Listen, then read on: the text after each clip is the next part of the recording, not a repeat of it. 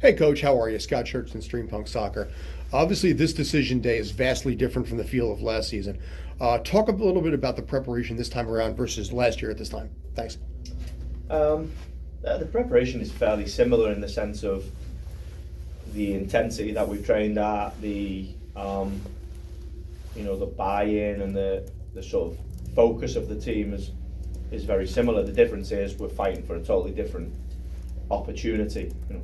This time last year we're trying to get in, and this year we're in. We're now fighting for position, and that was the aim and the goal at the start of the year, to be in a position to finish in the top four. We have that opportunity. We're pleased with that, but for us it's about momentum now. We've got the momentum. We've got a real good feel about the group. There's energy within the group, and that has to continue going into postseason. Fourth place is our target, and our eyes are on that. Roberto? How much scoreboard watching are you going to be doing during the game? Because you could go as high as 4, still play Orlando if you stay in the 5 spot, but you could drop to 6 and have to face Cincinnati. I presume at this point you don't care who you play, but how much scoreboard watching is there going to be involved in this game? Me personally, none, because for me it's about trying to win the game, right?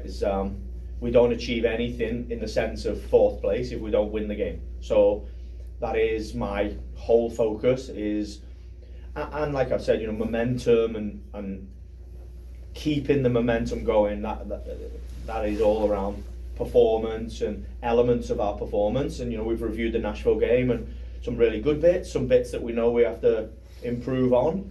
So for me, it's about making sure that we do everything we can to win the game, and it's decision day, right? So the game isn't finished until that referee blows the whistle. So we'll believe we can get something from the game in every moment of the game. Just to follow that up, you're up 3-0, and you see they're tied, because that's the other way you can finish fourth. But you've got to be +4 in that Montreal game. I think that's accurate. So do you do any at that moment? Would you maybe do something tactically to get more players in the area, just something to maybe force that to get that fourth goal? Yeah, of course. If there's a way that we can get into the top four at the start of the year, I've said before about setting crazy targets. I don't say that because I don't believe in them. I set the target at the start of the year, and the target was one that I really believed in. We've got a really ambitious group and a real ambitious staff around here, front office, coaching staff, medical staff. Everybody at the start of the year had a huge desire to improve on last year, but also a huge belief that we could do something ambitious, and that was top 4. So if in that last minute there's an opportunity to get in the 4 and it's play another striker, we need another goal, we'll do it. Onto the Zoom, Matt. Hey Coach, Matt Mangum, Hudson River Blue. Of course, with the Red Bull Cincinnati Nashville game, that's 3 games in 8 days.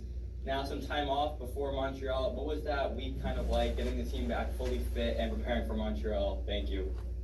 Yeah, I think initially it was very individual, in the sense of some guys need some treatment, some guys need some rest, some guys needed some real individual training, and that's based off how much load you've had, how many minutes you've played.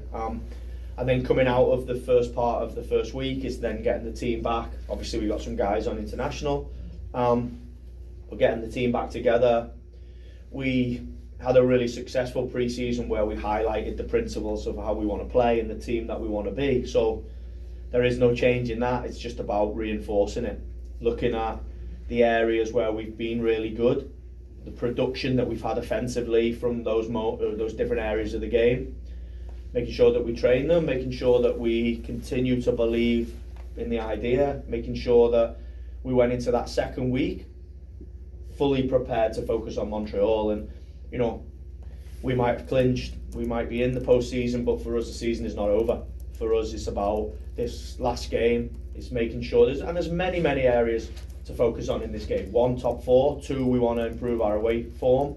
3, we want to win more games than we've won previously. We want to really add points. We want to score more goals. There's a lot of targets we set at the start of the season that we still got to achieve. Chris? Hey Coach, Chris Campbell from the outfield. Montreal is a team historically that both the club and yourself have had success against. what challenges do you see them presenting on Saturday, and how do you also look for opportunities to exploit them? I think the first challenge will be that they have to get a result to get in, so they're going to be hugely motivated. They're at home in front of a sellout crowd. You know, it's a great opportunity for them to improve on their last season, which is the mindset that we've been in all year. They're a really good football team, really well coached. The new coach, Lauren, has coached them really, really well. They're really good in build-up. They can have long periods of possession with the ball comfortably and create goal chances. They have a number 9 in Joseph Martinez that is in form, scoring goals. So, you know, we know that this game is going to be really difficult. We're going to have to be at our best. We're going to have to be incredibly focused throughout the game because when they play well, they're top team. You have another one, Chris? Yeah, and I guess just one more. Any updates health-wise on the team? And I know we've spoken a couple weeks ago specifically with Malachi Jones. Any update on Malachi Jones? The team is in really good health, so there is no injuries apart from Malachi. So all the guys returned from international in good health. All the guys went through a good recovery, good treatment plan in the sense of getting them back fully healthy. So it's a fully fit roster, apart from Malachi, who is just progressing really, really well. You know, he's a guy that wants to return quickly, but we won't rush it. So he's out on the field, he's still got his running shoes on, he's had the football boots on a little bit, but he's not been back with the team yet. So whilst he's with the medical guys, I will let them progress him at the speed that is needed. Oliver? Hi, thank you. This is Oliver Strand with Hudson River Blue. In the past, you have rewarded players who you gave starts to by keeping them in the starting lineup. I'm thinking of Alonso Martinez. Right now, Justin Hack is on kind of a hot streak. He had 3 starts and he performed well. He was one of the better players on the field against Nashville. Do you plan to play a hot hand and keep him in the starting 11, or will we see him off the bench? Without naming the team, I think when you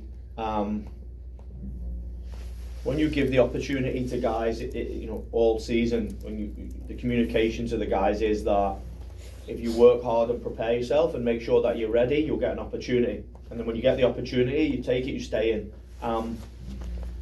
To go back on that now on game 34, I think the locker room would kill me. So we had some really high performers. Justin has been top, playing at central defender in 2 difficult games, went in the midfield against Nashville, and I agree was one of our better players. So he's done everything he can to give himself the best chance of starting. I think it'll be difficult for me to take him out.